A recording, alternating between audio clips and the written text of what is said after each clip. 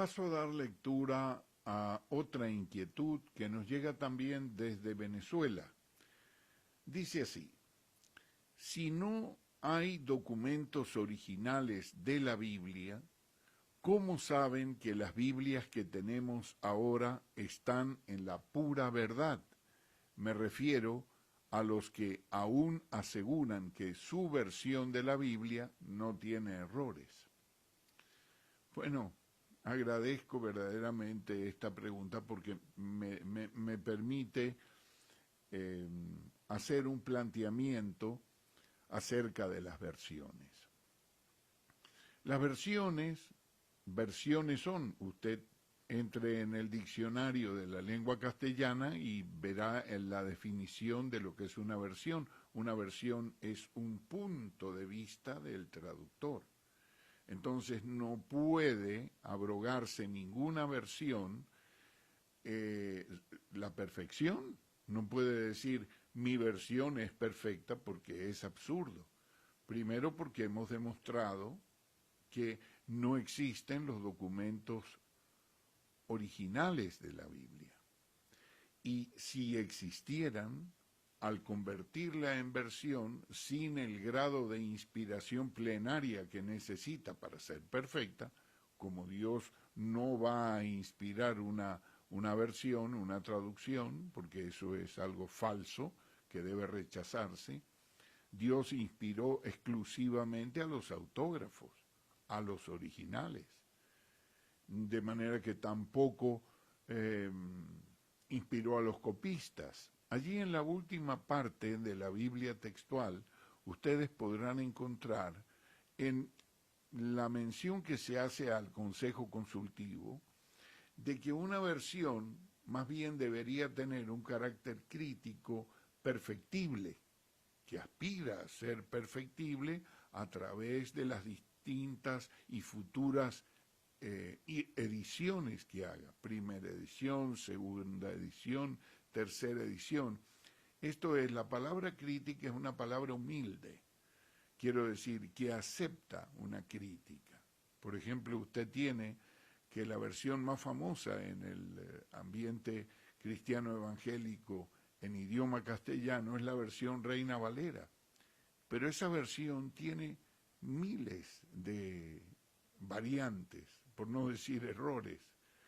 ¿Por qué? Por una parte está basada en documentos muy recientes, que se produjeron mucho antes de que la providencia divina presentara los hallazgos de la arqueología bíblica, y en segundo lugar porque los conocimientos de los estudios bíblicos hoy en día no pueden compararse, o en aquel tiempo no pueden compararse con la precisión que tienen hoy en día.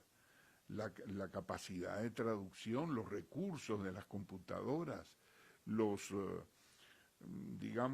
recursos que hay de las distintas opiniones de maestros traductores, maestros bíblicos en todo el mundo que convergen en la Internet, de manera que hoy tenemos nosotros una afluencia de opiniones y de conocimientos que eso no existía en la Edad Media. Y el mismo Casiodoro de Reina reconoce esto.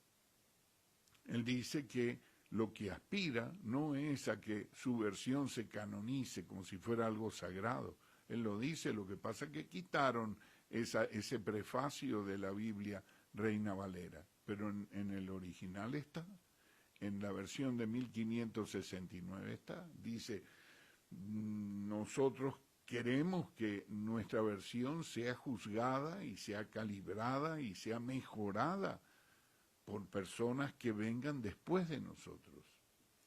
Entonces, eso es la humildad de una persona que sabe que tiene limitaciones, todos tenemos limitaciones en esto. Lo que sí podemos aspirar es a unos hacerlo más perfectibles que otros. Lo que sí podemos aspirar es a decir, bueno, ¿qué tenemos que hacer? Traducir en un sistema o bajo una disciplina de traducción que nos muestre cuán sabios somos nosotros como traductores, o que simplemente exponga lo que Dios dice en el texto sagrado y quedamos en la sombra. O tratamos de hacerlo tan fácil como si fuera una novela, para el lector, para que el lector no se tenga que molestar, sin advertir que eso no es la palabra de Dios. Entonces, estas distintas escuelas de traducción, que a su tiempo hablaremos con todo detalle, son las que tienen que manifestar dónde están verdaderamente para que el público pueda hacer una elección correcta, una elección de decir basado en la información que tienen. Entonces, la pregunta pues respecto a que la versión de la Biblia no tiene errores, no puede ser, porque los originales, como dije, se extraviaron o se destruyeron, y lo que nos quedó fueron copias y copias, así a través de los primeros 14 siglos de historia hasta que se inventó la imprenta. Ahora, ¿cómo saben que las Biblias que tenemos ahora están en la pura verdad? Mire, la doctrina bíblica no es algo que está exclusivamente reposando sobre un punto específico. No. Dios es muy sabio y Él ha determinado y ha hecho que su palabra no dependa de una sola profecía. Por eso dice que debemos entender que la revelación bíblica se compone de miles de profecías, y que ninguna profecía de la Escritura lleva en sí misma su propia solución. ¿Cómo lo sabemos? Bueno, fíjese bien, a través de los resultados que hemos obtenido. Nosotros tenemos un texto griego que en los últimos 150 años, gracias a los hallazgos de la arqueología bíblica de documentos muy antiguos y gracias a los avances de la crítica textual de los estudios bíblicos, hemos logrado restaurar. Estamos en posesión de ese tesoro maravilloso que es casi como llegando al original. Pero eso se ha logrado reconstruir. Reconstruir, eso no existía cuando en el tiempo, en la Edad Media. Eso llegó a existir la posibilidad a finales del siglo XX. Entonces hay que tomar esa base textual, traducir la palabra a los distintos idiomas, y entonces el lector tiene que entender esto y tiene que juzgarlo y tiene que elegir, tiene que escoger qué cosa quiere. Si quiere apegarse a una versión por el cariño de la tradición que tiene, o si quiere saber qué es lo que está escrito verdaderamente en la palabra de Dios. Cambios fundamentales acerca de la fe no va a encontrar. Tendencias, sí va a encontrar. Importantes, yo diría que sí.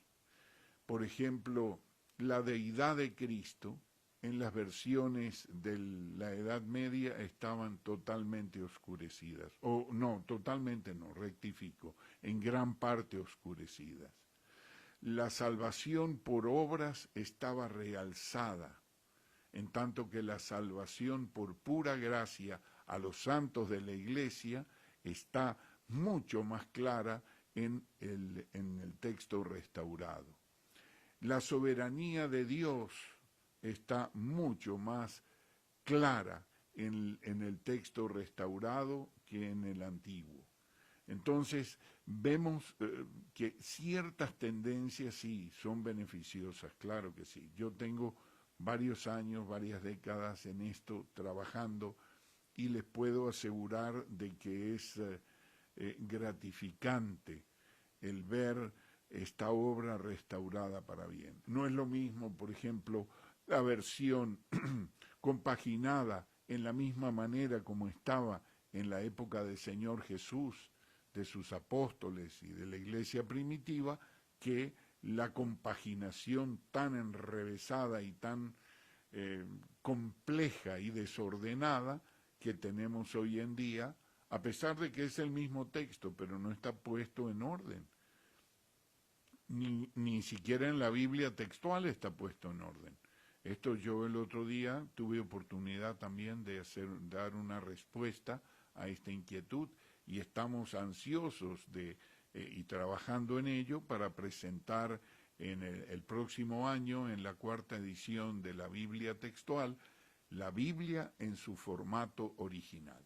De manera pues de que esto es totalmente factible, tenemos un texto restaurado en griego, estamos trabajando en la restauración ahora del texto hebreo, que también hay que restaurarlo, lo que pasa que los documentos que aparecieron del texto hebreo, que nos sirven como instrumentos para mejorar el texto, pues son recientes, hace 20 años que fueron liberados y estamos trabajando en eso.